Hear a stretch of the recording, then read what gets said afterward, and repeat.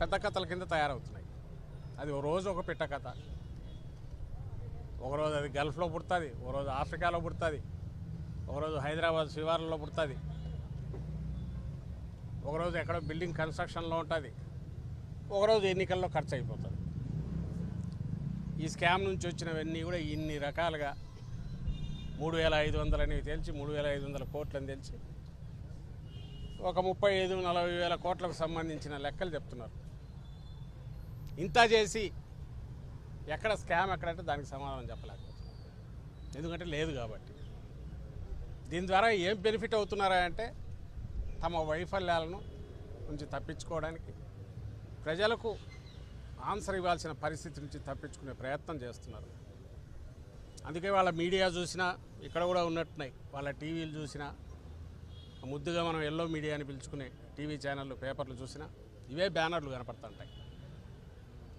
పథకాల గురించి ఉండదు, పథకాలు ఎందుకు చేయలేకపోయామనేది ఉండదు, లేదా మేము ఇచ్చిన హామీ నుంచి తప్పించుకుంటున్నారు అని జనం నిలదీస్తున్న దానికి ఆన్సర్ ఉండదు.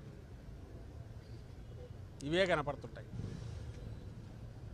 ఇంకో పక్క జగన్మోహన్ రెడ్డి గారు ప్రతిపక్ష నాయకుడిగా ప్రజల్లోకి వెళ్లకుండా ప్రజల్ని ఎట్లా కట్టడి చేయాలనే విషయం మీద రెండో దృష్టి. మూడవది, వీటన్నిటిని మరిపించడానికి ఈయన వారానికి 3 రోజులు ఢిల్లీలోనో హైదరాబాద్లోనో 3-4 రోజులు ఇక్కడ ఉంటే ఆయన విజన్ 2070 గురించో 3010 గురించో చంద్రబాబు నాయుడు గారు అధికారులతో రివ్యూలు. ఇంక ఇది చాలదని ఇప్పుడు సింగపూర్, బహుశా రేపు యూరప్ యుఎస్ కూడా వెళ్తారు. మరి చైనాలో పెద్ద అంత దృష్టి ఉన్నట్లేదు, జపాన్ అంతకుముందు ట్రై చేసినా అయినట్ల, ఇటుపక్క ట్రంప్ దగ్గర కూడా పోతారేమో తెలియదు. ఏతావేత ఇప్పుడు రాష్ట్రంలో ఏముందయ్యా అంటే ఒక ఈసీఎం ఉన్నాడు, 2 డీసీఎంలు ఉన్నారు. ఈసీఎం అంటే ఎక్స్టర్నల్ సీఎం చంద్రబాబు నాయుడు గారు, 2 డీసీఎంలు, ఒకరు డిప్యూటీ సీఎం పవన్ కళ్యాణ్, ఇంకో డిఫాక్టో సీఎం లోకేష్. వీళ్ళు ఎవ్వరు ప్రజలకు జవాబుదారీతనం తీసుకునే పరిస్థితిలో లేరు, తీసుకోవాలని కూడా వాళ్ళు అనుకోవట్లే. ఎందుకంటే ఈ 4 ఏళ్ళు ఏం జరగదులే, మేమే ఉంటాం, ఆ తర్వాత ఎలాగో ఇది లాస్ట్ చాప్టర్, క్లోజ్డ్ చాప్టర్ అయిపోతుంది. సో ఇక్కడికి సంబంధించినంతవరకు ఎట్లున్నా కూడా ఎవరికి ఆన్సర్ ఇవ్వాల్సిన పరిస్థితి అనే దాంట్లో ఉన్నట్టున్నారు. ఇది ఈరోజు రాష్ట్రంలో పరిస్థితి. Thank you. 11 కోట్లకి సంబంధించినటువంటి వ్యవహారం పైన పదే మీ పార్టీకి రాజకేష్ రెడ్డికి ముడుపులు తీసుకున్నారని ప్రధానమంత్రి ఆరోపణ చేశారు. సిట్టు కూడా ఈ 11 కోట్లు సీజ్ చేసింది. దీన్ని ఎట్లా చూస్తారు?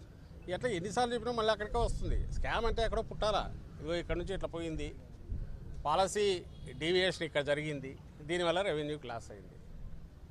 అందుకే మేము ఎప్పుడు చెప్తుంటాం, 14-19 మధ్య జరిగింది స్కామ్. సంవత్సరానికి 1300 కోట్ల ఆదాయం వచ్చే ప్రివిలేజ్ ఫీజును క్యాబినెట్లో కూడా చర్చించకుండా, ఫైనాన్స్ డిపార్ట్మెంట్ కంకరెన్స్ తీసుకోకుండా జీవో ఇచ్చేసి క్యాన్సిల్ చేశారు. సీఎం విత్ సీఎం నాలెడ్జ్, ఒక దాంట్లో అయితే సీఎం సంతకం కూడా ఉంది. అది స్కామ్ అంటాము. స్కామ్కు అవకాశం ఉందని ఇన్వెస్టిగేట్ చేయాలి. ఎందుకంటే 1300 కోట్లు ఆదాయం వచ్చేది, లాస్ వచ్చింది రెవెన్యూకు. ఇది కాక కిందికి బెల్ట్ షాపుల వల్ల వరకు ఎక్సెస్ రేట్తోనో, మార్కెట్ ఎంఆర్పి కంటే ఎక్కువ రేట్తోనో చేసినవి ఆ గతం. ఇప్పుడైతే ఇంకా అడ్డగోలుగా మీరే చూసినారు, మార్జిన్ సరిపోదని నోటిఫికేషన్లో లేని తర్వాత పెంచారు.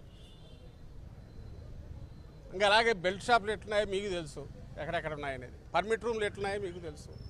ఎంఆర్పికి ఎక్కడ దొరుకుతుందో లేదనేది షాపుకు పోయిన వాళ్ళకి తెలుస్తుంది, బార్లకు పోయిన వాళ్ళకి తెలుస్తుంది, లేదా పర్మిట్ రూమ్లకు పోయిన వాళ్ళకి తెలుస్తుంది. బెల్ట్ షాప్లో తీసుకునే వాళ్ళకు, మీకే ఎవరో తీసుకునే వాళ్ళకే, వినియోగదారులకే తెలుస్తుంది. ప్రత్యేకంగా చెప్పాల్సిన అవసరం లేదు. పోనీ రెవెన్యూ ఏమైనా పెరిగిందా నీ పాలసీ వల్ల? జగన్మోహన్ రెడ్డి గారి హయాంలోనే రెవెన్యూ ఎక్కువ ఉంది, ఇప్పుడు అంతా చేస్తే 10%. నువ్వు ఇంత చేసి నువ్వేమంటున్నావు? అప్పుడు రెవెన్యూ లాస్ అంటున్నావు. మరి నువ్వు చేసిన దీనివల్ల, నువ్వు చెప్పే సోకాల్డ్ మేజర్ పెద్ద బ్రాండ్స్ అన్నీ వచ్చినందువల్ల రెవెన్యూ 30-40% పెరిగిండాల. మరి ఎందుకు నార్మల్ గ్రోతే ఉంది, 10% ఉంది? మా హయాంలో డిస్కరేజ్ చేశాము, వాల్యూమ్స్ తగ్గినాయి, రెవెన్యూ పెరిగింది ట్యాక్సుల వల్ల, క్లియర్ కనపడుతుంది. నీ హయాంలో వాల్యూమ్స్ ఇబ్బడిముబ్బడిగా పెంచినావు, రెవెన్యూ పెరగాలి అనుకున్నట్టు. షాపులు కింది వరకు తీసుకెళ్ళావు, ఇండ్లలో పెట్టండి ఒకటే. ఇప్పుడు డోర్ డెలివరీ కూడా అంటున్నారు మీ స్విగ్గీలో ఇట్లాంటి వాటి ద్వారా. ఊర్లలో అయితే డోర్ డెలివరీ చేస్తున్నారు అంటున్నారు. బలవంతంగా తాపించమని టార్గెట్స్ పెడుతున్నారు. మరి ఎందుకు పెరగలే? ఇవన్నీ ప్రజలు ఆలోచించాలి క్వశ్చన్స్. ఇప్పుడు ఈరోజు ఎవరో అదే అంటున్నారు కదా, ఎక్కడో పట్టుబడింది. ఎవరిది అది? అతనికి సంబంధించి అతని బిజినెస్ ఉన్నాయి, అతని దగ్గర నుంచి ఏమైనా స్టేట్మెంట్ వచ్చిందా? వచ్చింటే ఏమైంది?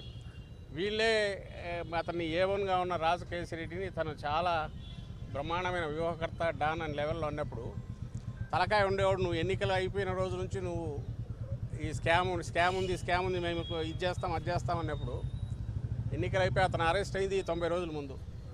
అన్ని రోజులు అక్కడే పెట్టుకొని కూర్చుంటాడా? 11 కోట్లు ఇది చేయడం అది పెద్ద కష్టమా? అది ఉండేటువంటి 3 నెలల ముందు వాళ్ళ ఇళ్లలోనే రైడ్స్ జరిగాయి. ఆ రోజు ఎందుకు దొరకలే? ఈరోజే సడన్గా ఎట్లా దొరికింది? ఇవన్నీ క్వశ్చన్లు వస్తాయి. అంటే ఆ రోజు పేపర్ చదివాడు అంతకంటే లోతుగా ఆలోచించాడు. అమ్మాయి 11 కోట్లు దొరికింది, ఓహో ఇక్కడ ఏదో ఉందని అనుకోవాలి. ఇంకోడు ఎన్నికల సమయంలో దొరికిందని ఆ రోజే అతను క్లెయిమ్ చేశాడు. ఆ రోజే ఒక పెద్ద మనిషి ఎవరో ఇది నాదన్నాడు. కొన్ని ఈ రోజు కాదు, ఇప్పుడంటే స్కామ్ అంటున్నారు, లింక్ చెవిరెడ్డి భాస్కర్కి లింక్ చేస్తున్నారు. ఆ రోజు తెలియదు. మరి ఆ రోజు నుంచే అతను అప్పుడే కోర్టులో వేశాడు. ఈరోజు నువ్వు ఉన్నట్టుని తెచ్చి రెండింటిని కలిపి ఇది ఎలక్షన్లు అంటున్నావు. మిథున్ రెడ్డికి సంబంధించినంతవరకు నా దగ్గర లేవు, చూశాను. కానీ అతను కావాలంటే రిలీజ్ చేస్తాడు. మా ఎంపీ లోక్సభలో మా పార్టీ నాయకుడు మిథున్ రెడ్డి వాళ్ళ కంపెనీకి సంబంధించి ఒక పర్టికులర్ కంపెనీ నుంచి వర్క్ కోసం అడ్వాన్స్ వచ్చింది. వర్క్ అలొకేషన్ కాలా, ఇవ్వలేకపోయారు సబ్ కాంట్రాక్టు. మళ్ళీ వెనక్కి వెళ్ళింది. ఎప్పుడు ఇది 19, 20, 21 ఎప్పుడో ఆ మధ్య. అప్పుడు కోవిడ్ టైం అనుకుంటా. కోవిడ్ టైంలో మరి ఆ రోజు మిథున్ రెడ్డి కలగా నింటాడా?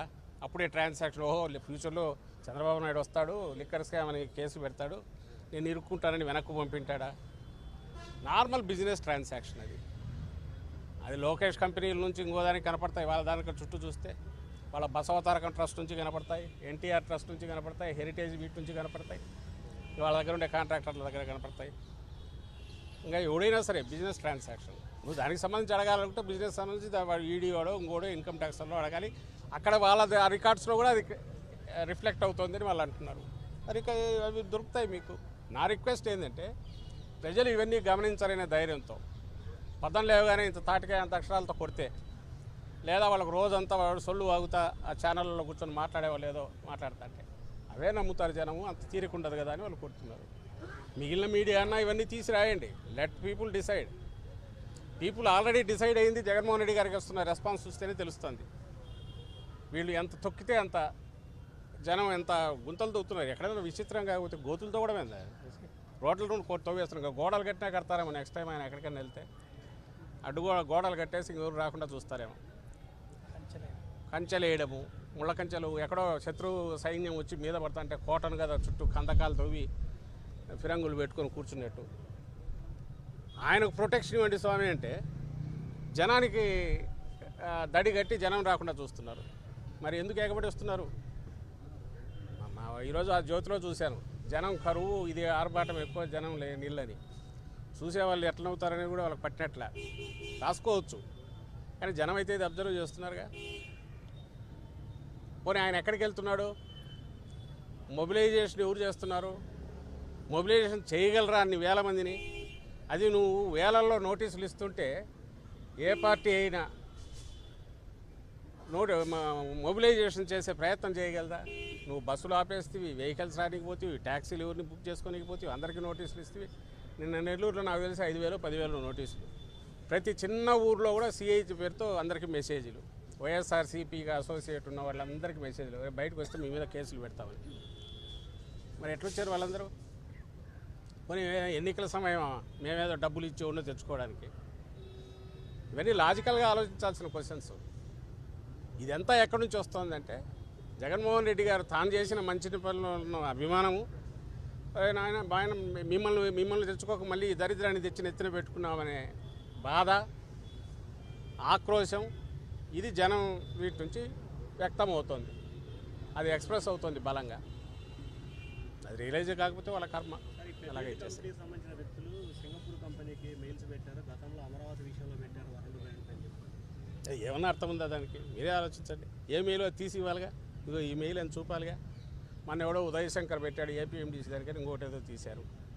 మీలాగా దరిద్ర పనులు చేయలే. జగన్మోహన్ రెడ్డి గారు తెచ్చినవి కన్స్ట్రక్టివ్గా ప్రతి రూపాయి స్కీములకు మిగిలిన వాటికో డెవలప్మెంట్లకో జరిగిన వాటి మీద అడ్డగోలుగా మీ ఎంపీలతో పెట్టించి, టీడీపీ ఎంపీలతో ఆ రోజు పెట్టించి వాటిని రిజర్వ్ బ్యాంకు సెంటర్కు రాసి ₹1 దుర్వినియోగం దగ్గర ఆ రోజు పెట్టారు. ఈసారి ఎవరో అట్లా చేయట్లా. ఏపీఎండీసీ రియల్గా క్వశ్చన్ చేస్తున్నావు. నువ్వు కాన్స్టిట్యూషన్ వైలేట్ చేసావు. నువ్వు నేరుగా ఖజానా మీద ప్రైవేట్ వ్యక్తులకు గ్రిప్ ఇచ్చావు. నీకు పే చేయలేకపోతే కార్పొరేషన్ నువ్వు ఖజానా నుంచి నేరుగా తీసుకోమని హక్కు ఇచ్చావు. You don't have that right.